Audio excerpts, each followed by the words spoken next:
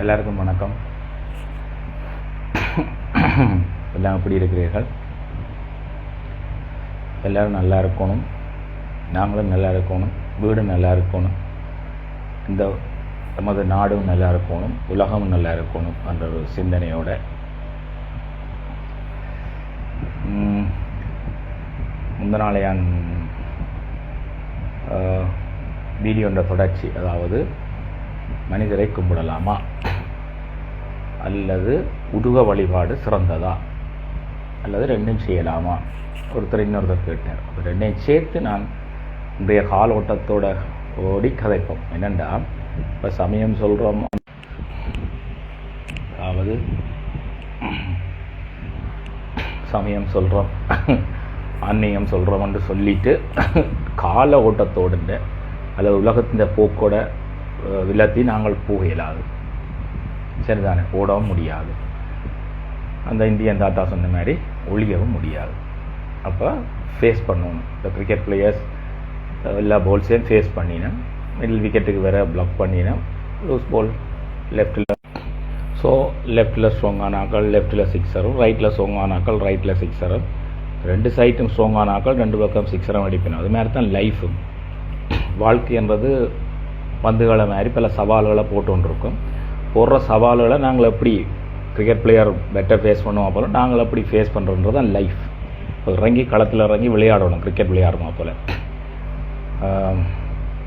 அதுதான் ஒரு சொல்லுவார், நீ எந்த துறையில் இறங்கினாலும் அவர் நல்ல டிவி கேம் விளையாடுறவர், அப்போ அந்த துறையில் அது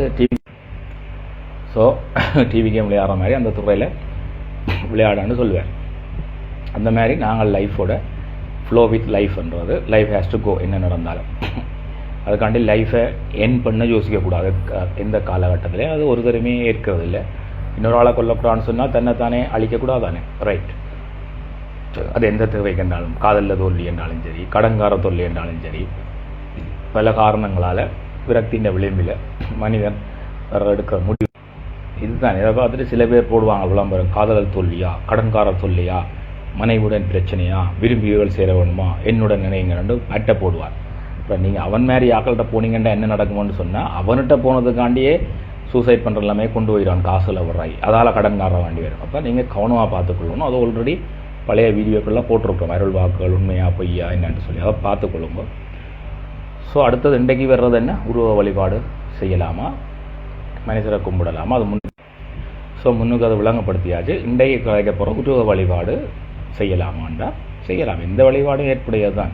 எங்களுடைய ஆன்மாவை வளர்க்குறது, எங்களை நல்ல நிலைக்கு உயர்த்துறதும், அல்லது இங்கிலீஷில் சொல்ல போனால் கிரேட் கான்சியஸ்னஸ், நல்ல சைத்தன்யத்தில் எங்களை முன்னேற்றுறதும், அல்லது தமிழில் சொன்னாலும் சக்கரங்களை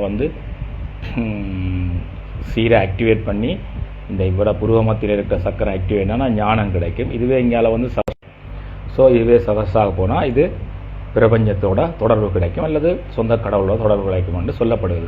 இப்போ பிரபஞ்சம்ன்றது பெருசு. இப்போ நாங்கள் இன்றைக்கும் ஒரு கிளாஸ் அட்டன் பண்ணினாங்க. அப்போ நாங்களும் படித்து கொண்டு தான் படிப்பீங்க. எப்படி 10ஆம் படிக்கல 9ஆவது கணக்கு படிப்பிச்சோமோ, 7 படிக்க எப்படி 7க்கும் 7க்கும் படிப்பிச்சோமோ, யூனிவர்சிட்டி படிக்க எப்படி 3rd இயரில் இருக்க 2nd இயருக்கு படிப்பிச்சோமோ, மாஸ்டர் டிகிரி செய்ய அண்டர் கிராஜுவேட்ஸுக்கு படிப்பிச்சோமோ, சேம் பேஜுக்கும் படிப்பிச்சோம். அது மாதிரி தான் ஆன்மீகத்தையும் கற்பித்து கொண்டிருக்கிறோம். எங்களுக்கு கிடைச்சதை கொடுத்தோம். ஸோ கற்றது கையளவு, கல்லாது கடல் அளவு. அப்போ இன்னும் கடல் அளவு இருக்குது. அந்த கற்ற கையளவில் சில துளிகளை கொஞ்சம் கொஞ்சமாக வந்தோன்று இருக்குது, சரிதானே? கொண்டே கற்றதுலேருந்து ஒரு போதை சொல்கிறோம், lack of love is the root cause of all suffering. Lack of love வேறில், எங்கள்லேயே எங்களுக்கு லவ் இல்லை, எங்களுக்கு லவ் இல்லாதலாம் நாங்கள் இன்னொருத்தர லவ் பண்ணுறோம், அல்லது இன்னொருத்தர எங்களை லவ் பண்ணுவோன்னு எதிர்பார்க்குறோம். உங்கள்கிட்ட 300 கோடி ரூபாய் இருந்தால் 30 ரூபாய்க்காரன் கேட்பீர்கள் இல்லை தானே? அப்போ எங்களுக்கு லவ் இல்லை. We don't have the love with us. So எங்களோட உடம்புல லவ் இல்லை. என்னையும் எடுத்துக்கொள்ளும், எனக்கு இந்த மூக்கில் லவ் இல்லை. நீட்டு மூக்காக்களை பார்த்தா இப்படி அவங்களுக்கு வைக்கலாம் மூக்கு இருக்கு, எனக்கு இல்லையேன்னு ஒரு கவலை, எரிச்சல் பொறாமையில் கவலை. எனக்கு இருந்திருந்தால் நல்லதுண்டு, அப்படி அவனுக்கு இருக்கே ஓக்கு. அப்போ என் உயரம் இன்னும் கொஞ்சம் நல்லா இருந்தால் நல்லா இருக்கும் என்று சொல்லி நாங்கள் எங்கள்கிட்ட இல்லாதான் பார்ப்போம்.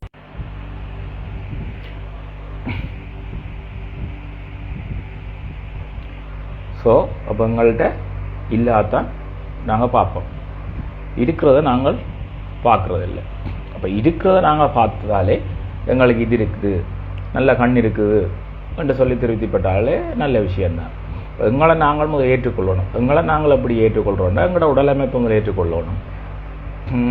கருப்பாக இருக்கணும்னு எனக்கு கவலை இல்லை. என்னோட பாட்டெல்லாம் இருக்குது தானே, கருப்பு தான் எனக்கு பிடிச்ச கலர் உண்டு. அப்போ இதை நான் சொன்னோன்னே வலிக்கிட்டு வார இல்லை.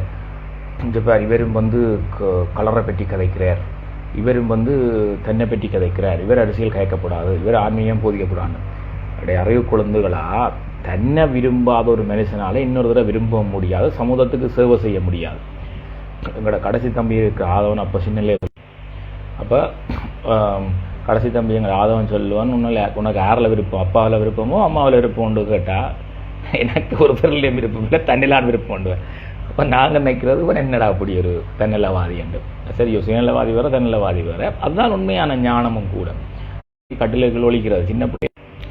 அப்போ கட்டிலுக்குள் ஒழிச்ச ஒன்று நடக்க போகிறதில்ல, கட்டிலுக்கெல்லாம் ஒழிக்கிறது அல்லது கொஞ்சம் அறிவு வளர்ந்தால் பங்கம் இருக்க போகிறது. எல்லா வீடுலையுமே பங்கம் இருந்தால் தெரியும். அப்போ இவர் கும்பிடுவார் என்னன்னு கேட்டால்,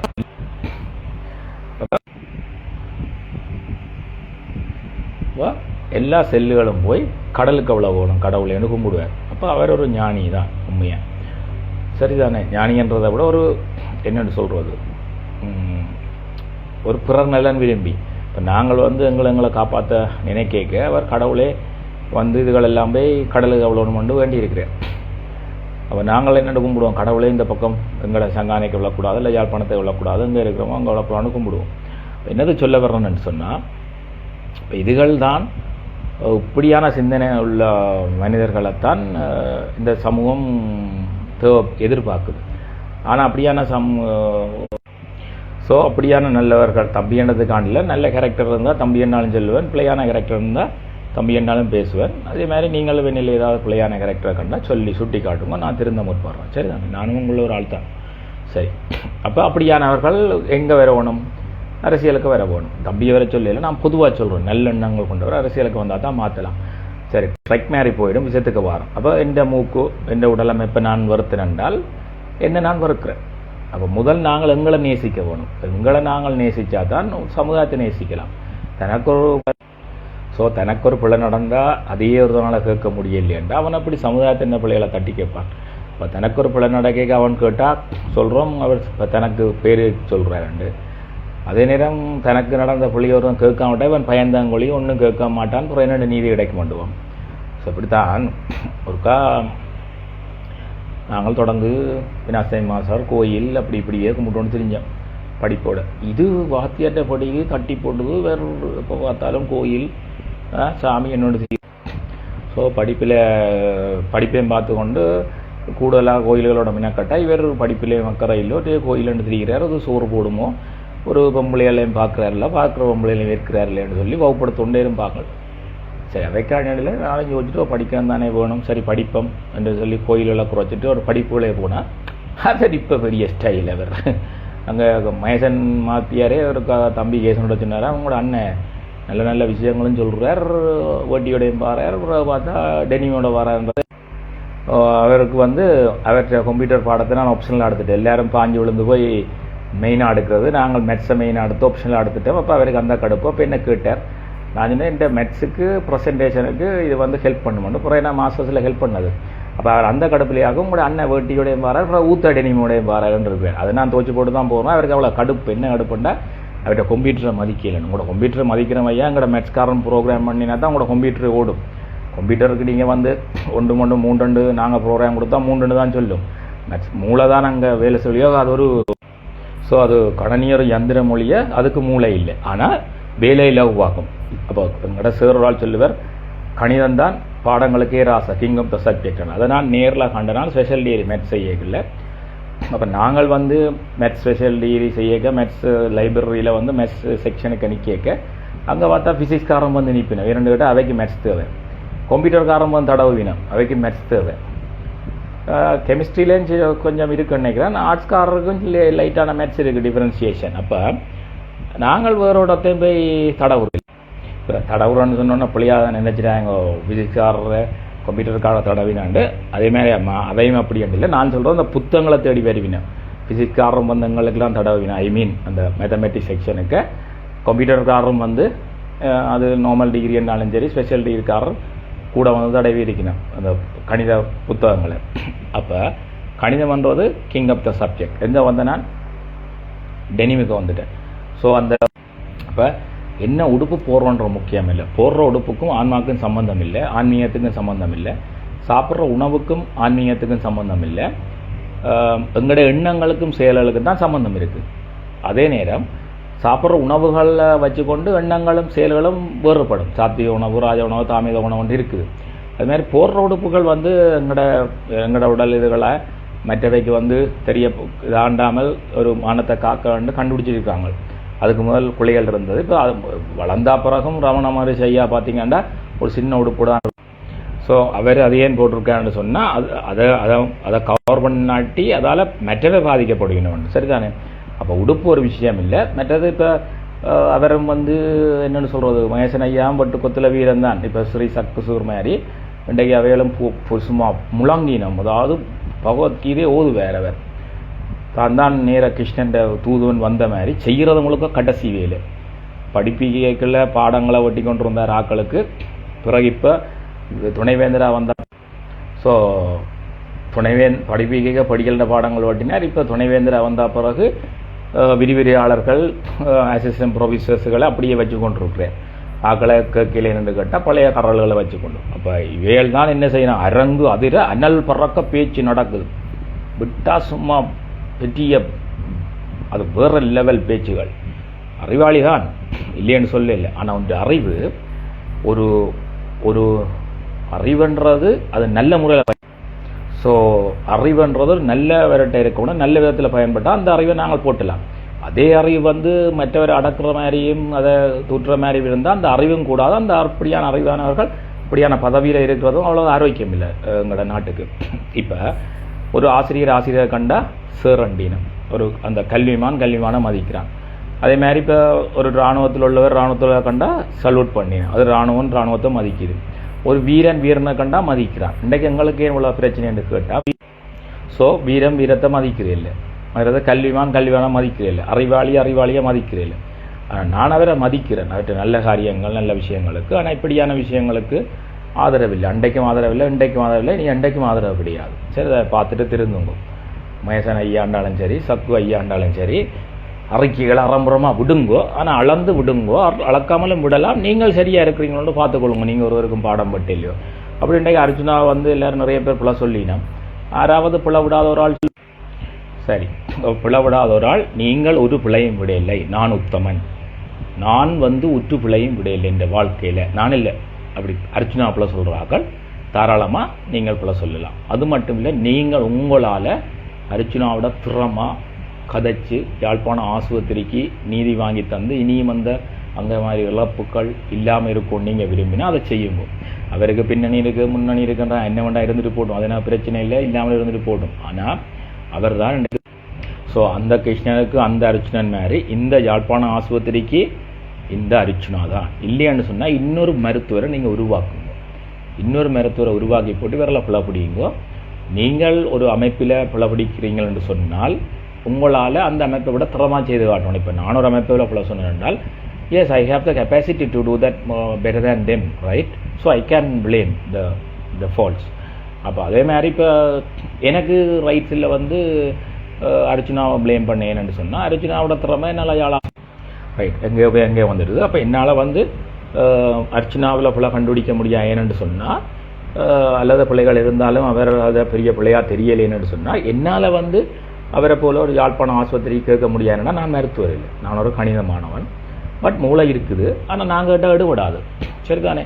இப்போ சலூனுக்கு போனாலும் அங்கே போய் எங்களோட கணக்கோ அல்லது டாக்டரோ போனாலும் அது வெட்டுறவன் தான் கட்டிக்கார், அவனை போய் வகுப்படுத்தக்கூடாது. சில பேர் இருக்கணும் பொட்டினில் வந்து 4 இலையை படித்து போட்டு பூச்சியலை பிடிச்சி போட்டு ஒட்டி, ஸோ பொட்டினியில் சில இலையில பிள்ளைகளை படித்து போட்டு பட்டத்தை வேண்டி போட்டு உனக்கு தேவையான சொல்லி ஒரு வக்கீலை கூப்பிட்டா அவருக்கு போய் வகுப்படுத்தக்கூடாது. நீ பெரிய ப்ரொஃபஸராக இருக்கலாம், நீ முடிவெட்ட போனாலும் அங்கே போய் நான் ஒரு ப்ரொஃபஸர் நீ கத்திரிக்கொள்ள வேண்டி விட்டுரு இல்லை தான் அங்கே கொடுத்து போனால் கம்மி கொண்டு இருக்கிறேன்.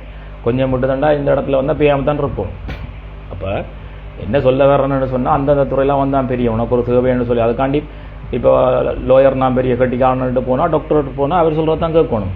நீ அங்கே ஸோ ஸோ அங்கே சட்டம் பேசினாலும் இங்கே டாக்டர் ரூல்ஸ் போடக்குள்ள டாக்டர் சொல்கிறது தான் கேட்கணும். நீ கையை காலை ஆட்டினீங்கன்னா மாறித்தானே கறிடும். சரி, நான் சில இரும்பு போயிடும். அப்போ அந்த இடத்துல அவன் தான் பெரியவன், அவன் தான் கடவுள். கோர்ட்டுக்கு போனால் ஜட்ஜ் அல்லது நீந்தவான் கடவுள். ஆஸ்பத்திரிக்கு போனால் டாக்டர் கடவுள். அதே மாதிரி பாலம் கட்டுற இடத்த இன்ஜினியர் கடவுள். அதே மாதிரி ரோட்டு கூட்டுற இடத்த ரோட்டு கூட்டுறவன் தான் கடவுள். ஒட்டு மொத்தமாக எல்லாருக்கும் கடவுள் விவசாயி. சரிதானே? இப்போ இதை விளங்கிக் கொள்ளணும். விவசாயம் வழியாத நாடு எங்கும் வேண்டாம், அந்த துறையில் அவன் பெரியவன். அப்போ அதற்குத்தான் இதை சொல்ல வர. அப்போ எனக்கு குவாலிஃபைடு இல்லை. எங்கே அர்ஜுனாவோடைய எனக்கு குவாலிஃபைடு இல்லை. அப்போ நான் மட்டும் இல்லை, ஒரு பேச்சுக்கு கடவுளே பூமியில் இருக்கிறேன். இப்போ முருகன் இருக்கிறார், அல்லது கிருஷ்ண பரமாத்மா இருக்கிறார், அல்லது கல்கி இருக்கிறார், ஏதோ ஒன்று, அல்ல புத்த பகவான் இருக்கிறார் ரெண்டு வச்சுக்கொள்வோம். அவைகளுக்கு கைட் பண்ணிவினம் அல்லது பிரார்த்தனை பண்ணினோம் ஏதாவது செய்யலாம ஒழிய அவை டாக்டர் இல்லை. அப்போ கிருஷ்ணர் இருந்தால் கூட அவரே இந்த பிரச்சனையை கேட்கலாது. ஏன்னா அவர் டாக்டர் இல்லை. சேலா கிருஷ்ணர் பூமியில் டாக்டர் படிச்சுட்டு வரணும்னா அதை கேட்கலாம். அப்போ கடவுளாலேயே கேட்கலாண்டேக்க நீங்கள் மனுஷரெல்லாம் சும்மா குலைக்காது எங்கள் வல்வல்லண்டு. இதைத்தான் விவேகானந்த தெளிவாக சொல்லியிருக்கார். when there is an elephant across the road there are so many bags but elephant does not care that achieve the goal. அது மாதிரி தமிழில் என்ன சொல்கிறோம்னா, சந்த களவடியே செல்கிற ஜானியை தெருநாய்கள் குலைச்சி தொந்தரவு செய்யும். ஆனால் அந்த ஜானை கணக்கெடுக்காமல் அந்த இலக்கை அடையும். அது மாதிரி பெரிய மனிதர்கள் ஆன்மீகத்திலேயும் சரி வேறு துறைகள்லேயும் சரி வரையக்கில்ல நாய்க்குறைப்புகள் இருக்குமெண்டு. அவர் வரையக்கில் அவருக்கு நிறைய குலைச்சவோ அதனால் அவர் சொன்னார். அது மாதிரி தான் இப்போ. அப்போ அது மாதிரி தான் இப்போவும் அர்ச்சனா தம்பி நல்ல விஷயங்களை கேட்டு ஒன்று இருக்குது, நாய்கள் குலைச்சி ஒன்று தான் இருக்குது, நாய்க்குறைப்பாகவே கருதப்படும். அப்படின்னா உங்களுக்கு ஆஸ்பத்திரியில் அக்கறை இல்லை, உங்களுக்கு ஃபேஸ்புக்கில் லைக் ஷேர் வேணும். இந்த பெரிய விவேகானந்தரை சுங்கான் குடிச்சிருக்கிறார். அதுக்காண்டி அவரை நான் குறை சொல்ல வரையில்லை. அப்போ நீங்கள் சிக்காகோ சொற்பொழிவை கேட்க மாட்டீங்களோ, அல்ல விவேகானந்த சிந்தனையில் படிக்க மாட்டீங்களே. சரிதானே? இந்த பெரிய ராமகிருஷ்ணரே தாம்பத்தியில் ஈடுபடாட்டிலும் சாரதாமையார்கிட்ட சில விஷயங்கள். ஸோ அதுக்காண்டி எவரை கொச்சப்படுத்தலை. உலகம் முழுக்க ராமகிருஷ்ண மிஷன் இருக்குது தெரியும். அவ்வளோ பெரிய ராமகிருஷ்ணத்தை தீட்சையெல்லாம் விவேகானந்தர் வெளியில் போனவர்.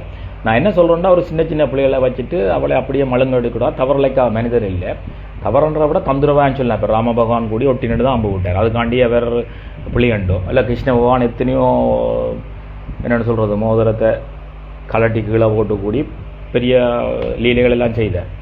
அப்போ அதுகளுக்காண்டி அப்போ கிருஷ்ணர் கட்டணும்னு சொல்வது, சூழ்ச்சியின் நோக்கம் தர்மமானால் சூழ்ச்சியின் தர்மமானால்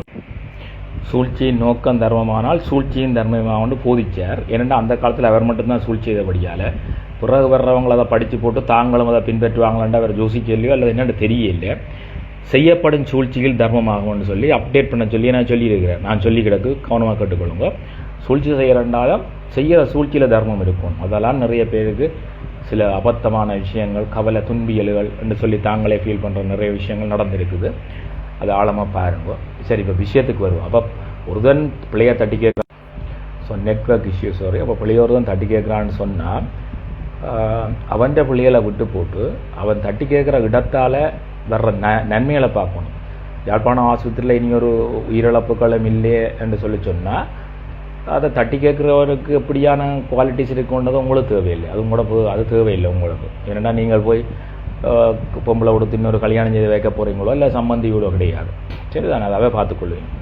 அப்போ அந்த இதுகளை விட்டுட்டு இப்போ அர்ச்சனா மட்டும் இல்லை, நாளைக்கு ஒரு சுலக்ஷனா வரலாம், ஒரு வீமன் வரலாம், நவுலன் வரலாம், வேறு ஒவ்வொரு பேர்களோட நிறைய தட்டி கேட்க ஆக்கள் வரலாம். காலத்துக்கு காலம் வரலாறு வெற்றிடத்தங்கள்ன்றப்போ மட்டும் அனுப்பும் ஆக்களை. அதை நாங்கள்லாம் பயன்படுத்தணும். சரியோ? அப்போ அதை விட்டு போட்டு சும்மா ஆக்களை அனுப்ப அதை விட்டுட்டு கடவுள்கிட்ட போய் பிரார்த்தனை பண்ணி வேலை இல்லை. கடவுள் உங்களுக்கு 10 கைகளோட இறங்க மாட்டேன், வந்தால் நீங்கள் ஓடிடுவீங்க. அதனால் மனுஷருக்களால் வாரது. அது அண்டை விளங்கப்படுத்திட்டேன். ஸோ அடுத்தது இன்றைக்கு இதே மாதிரி இந்த பிள்ளை கமலசிங்கம் சார் அந்த மகள், அந்த பிள்ளைன்னு பேர் வருது இல்லை, அந்த பிள்ளைன்ற பேர் எனக்கு வருதில்லை, சேர தெரியும். அப்போ அந்த கமலசிங்கம் சார் அந்த மகளும் மிகவும் அர்ச்சனா மாதிரி தான் பல விஷயங்களை வெளிக்கொண்டார். ஆனால் அந்த நேரங்களில் இந்த மாதிரி அர்ச்சனாக்கள் எங்கே போச்சுன்னு தெரியாது. அதே மாதிரி இப்போ அர்ச்சனா குரல் கொடுக்குறார், அந்த பிள்ளைகள் அப்படியானாக்கள் எங்கே போச்சுன்னு தெரியல. நியாயங்களும் இன்றைக்கு எப்படி கேட்கணும்னா தனக்கு விதைக்கான் கேட்கணும். சரிதானே? அது வேறு ஒரு ஒடி கொண்டு போட்டிருக்கேன். நிதியாக தட்டி கேட்குறதில்ல, தனக்கு வந்தால் தான் தட்டி கேட்குறத இருக்கணும். சரியோ? இப்போ எங்களை ஆரம்பத்துலேருந்து எடுத்தீங்கன்னு சொன்னால் நாங்கள் கிண்டு குளத்திலேயே சுண்டல் பிள்ளையா வரைக்கில் ஆஃபீஸுக்கு. ஸோ அதே மாதிரி ஆஃபீஸுக்குள்ளேயே அந்த சுண்டல் பிரச்சனையிலிருந்து பிறகு அச்சுதன் பிரச்சனைக்கு அச்சுதனுக்காக போராடி பிறகு கலகலத்தில் ரேக்கிங் கொடுக்குறாங்களாண்டு பெண்களுக்காகவும் ஆண்களுக்காகவும் அன்னை போன்ற பெண்களை கேவலப்படுத்துவதும் ஆண் சிங்கங்களை கோழையாக்கும் அந்த ரேக்கிங்கு சாவமே அடிப்பும் கொண்டு இருக்கே அடிச்சு போட்டு தான் வந்து நாங்கள் இப்போ என்ன நடக்குன்னு தெரியாது. சரி, அப்படி நாங்கள் எங்கே இருக்கோமோ அந்த இடத்துல இருக்க சமுதாய கலையெல்லாம் பிடிங்கொண்டு தான் இருக்கிறோம். எந்த பெரிய பிடிங்கன்னாலும் பிடுங்குவோம், நாங்கள் பயப்படாங்க. சரி, நான் வருவோம். உங்களுக்கு எந்த முறை வேணுமென்று சொல்லி நீங்கள் தீர்மானிக்கிறோம் அந்த முறையில் நாங்கள் வருவோம். சரியோ, உங்கள்கிட்ட இருக்கிற எந்த செல்வாக்குண்டாலும் ஆண்டவன் அருளுக்கு முன்னால் கால் தூசாகி படிப்படியாகும். சரிதானே? அனபடியால் உங்களுக்கெல்லாம் நாங்கள் பயப்பட போகிறதில்லை. நாங்கள் பிள்ளைகள் கேட்டால் தட்டி கேட்டுவோன்னு இருப்போம். இங்கே இருக்கிறோம், அதுக்கும் கூட உதவி ஒவ்வொருக்கு தனியாக கேட்கலாம். இது ஒரு சமுதாய பிரச்சனை. அப்போ இந்த இடத்துல நாங்கள் கேட்க இயலாத என்னென்னா எங்களுக்கு அந்த மருத்துவ அறிவு இல்லை. தம்பி அர்ச்சனா கேட்குறார், சப்போர்ட் பண்ணுங்க. இல்லைன்னா மூடிட்டு வீட்டை கதவை பூட்டிட்டு படுத்துருங்க. இல்லைன்னா சீலியை கட்டுங்க. இல்லை உங்களுக்கு எரிச்சல் பொறாமை இல்லைன்னு சொன்னால் அதுக்கான முறைகளை தேர்ந்தெடுங்க. ஸோ உங்களுக்கு என்ன காரணத்தினால அவர் அநீதி தட்டி இருக்கிறது பிடிக்கலன்னு பாருங்கள். அவர் பேர் புகழ் இருக்கா ரெண்டு ஜோதிச்சு பாருங்கள். உங்களுக்கு எரிச்சலாம், சரி அது மனுஷ இயல்பு தான், வச்சுக்கொள்ளுங்க, வெளியில் சொல்ல வேண்டாம். உங்களுக்கு பேர் புகழ் வர்ற மாதிரி நல்லதை செய்யுங்க. பொம்பளையல் ஃபேன் அவருக்கு இருக்கா, அவங்களுக்கும் வேணுமா, நீங்களும் பெண்களை நல்ல மாதிரி பார்த்துக்கொள்ளுங்க. அம்மா மாதிரி பொம்பளை ஒன்று இல்லாமல் வர்ற பொம்பளை அம்மா மாதிரி பார்த்துக்கொள்ளுங்க. சரி தானே? அனபடியால் இப்படித்தான் சில பேர் அதுகளுக்கு அட்டம்மெண்டாக மூக்குத்தனமாக இருக்கிறது. அம்மா மேரி வேணும், அக்கா மேரி வேணுமெண்டு நச்சு போட்டு கட்டுறது. பிறகு அது ஆட்டுக்குட்டி மேலே இருந்தோடனே புலகை அடிக்கிறது. அவையிலேயும் பிள்ளை இல்லை. ஏன்னா அவர்கள் ஒரு சின்ன வட்டத்துக்குள்ளே ஆண்கள் பாடசாலையில் படிச்சிருந்தேன்னு சொன்னால் அம்மா அக்காவை தவிர வேறு தங்கச்சியை தவிர வேறு பெண்களை தெரியாது. அதனால நாங்கள் முன்னுக்கே சொல்கிறோம், ஒரு சின்ன வயதிலிருந்து என்ன பாடசாலை கலவன் பாடசாலை படிக்க விடுங்கோ. சரிதானே? அது ஒரு ஆரோக்கியமான ஒரு சூழல் உருவாக்கும். ரைட், அந்த விஷயத்துக்கு போயிடுவோம். அப்போ எங்களுக்குள்ள லவ் இல்லை. Lack of love of our self leads all problem. எங்கள்லேயே எங்களுக்கு அன்பு இல்லாதான் எல்லா பிரச்சனைக்கும் காரணம். சரியோ, இன்னொரு தடவை அன்பு கொடுக்குறதும் இல்லை.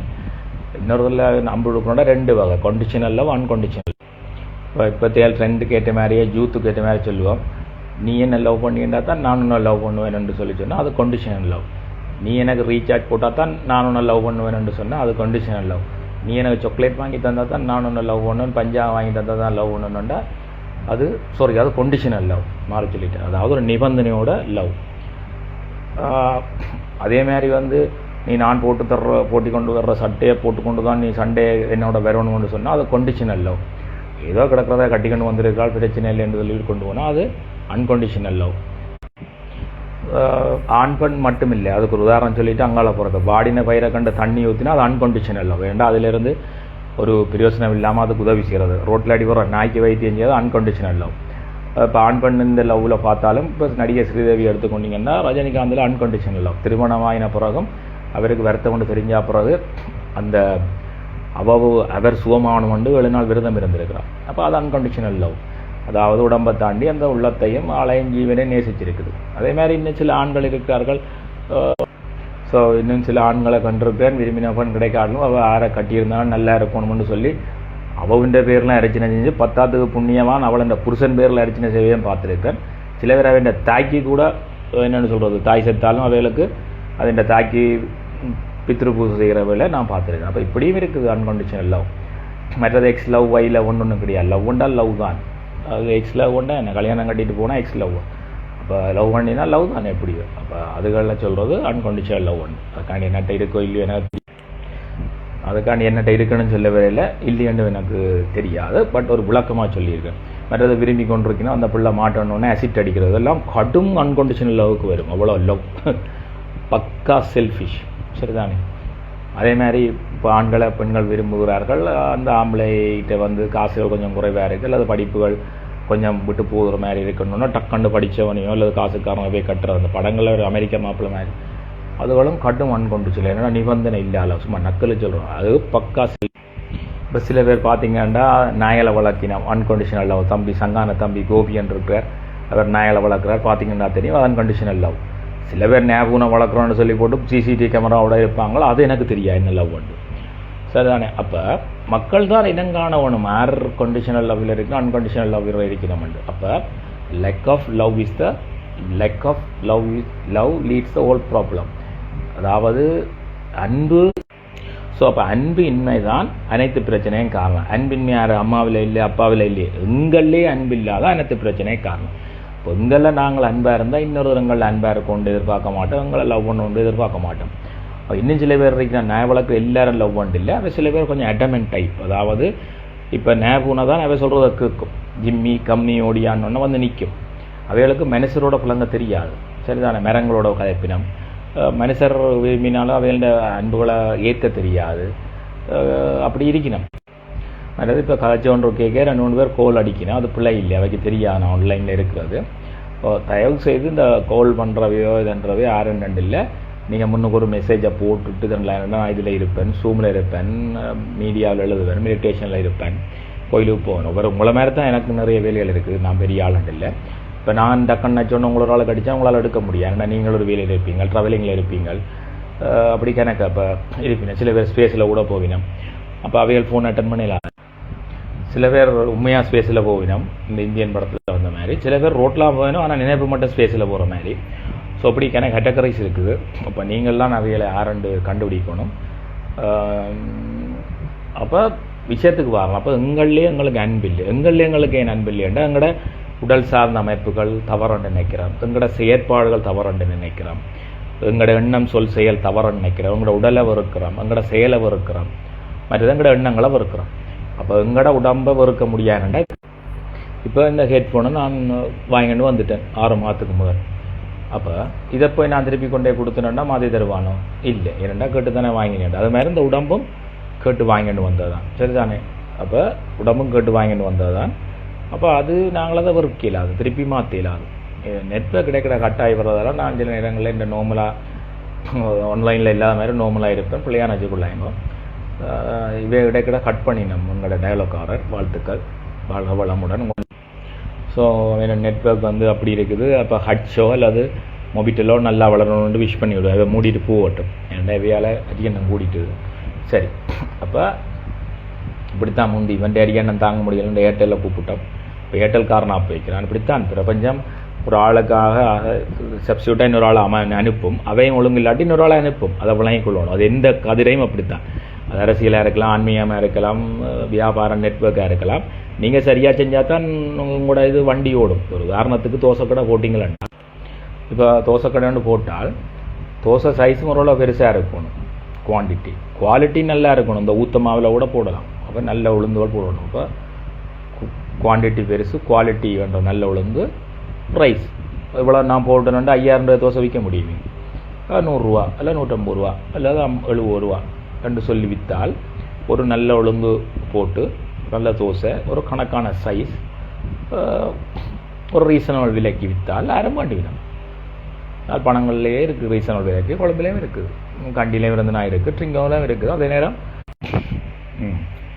இந்தியாவில் இருக்க சொன்னான், என்னையா இந்தோண்டு மாவை ஊற்றிட்டு 300 ரூபாய் வாங்குறான். அங்கே 300 ரூபாய்னா 7,000 ரூபாய் கிட்ட. இஞ்சி 600 ரூபாய்க்கு ஒன்றவன் இருக்கலாம், சரியோ? அப்போ அப்படி போட்டாலும் ஜனம் போகாது. அப்போ அது எந்த துறை என்றாலும் இந்த தோசை விஷயத்தை வச்சுக்கொள்ளுங்க. குவாலிட்டி, குவான்டிட்டி, ப்ரைஸ், இது பிஸ்னஸுக்கு. இதே மாதிரி நீங்கள் ஆன்மீகம் என்று சொன்னால் உங்களோட நல்ல விஷயமா இருக்கும். அங்கே வந்து ப்ரைஸ் இல்லையேன்னா நீங்கள் ஃப்ரீயாக தான் செய்யணும். மெடிசின் என்றால் குவான்டிட்டி, குவாலிட்டி, ப்ரைஸ் ரீசனபுளாக இருக்கும். ஆன்மீகம் ஃப்ரீயாக தான் செய்யும். இப்போ ஆன்மீகம் ஃப்ரீயாக தான் செய்யணும். நீங்கள் சரியான ஆன்மீகம் சொன்னீங்கன்னு சொன்னால் உங்களுக்கு தேவையான காசு தானாக வரும். இது நான் ஆன்மீகம் நடத்துகிறேன், கோயில் கட்டினேன், கரண்ட்டுக்கு மட்டும் இவ்வளோ வந்தது தா. இன்னும் யார் கட்ட சொன்னது? நீ யார் கட்டுவேன்? அது மாதிரி நான் மக்களுக்காக போராடுறேன், இன்னும் யார் போராட சொன்னது? சரி, போராடினா நீ ஒழுங்காக இருந்தியா?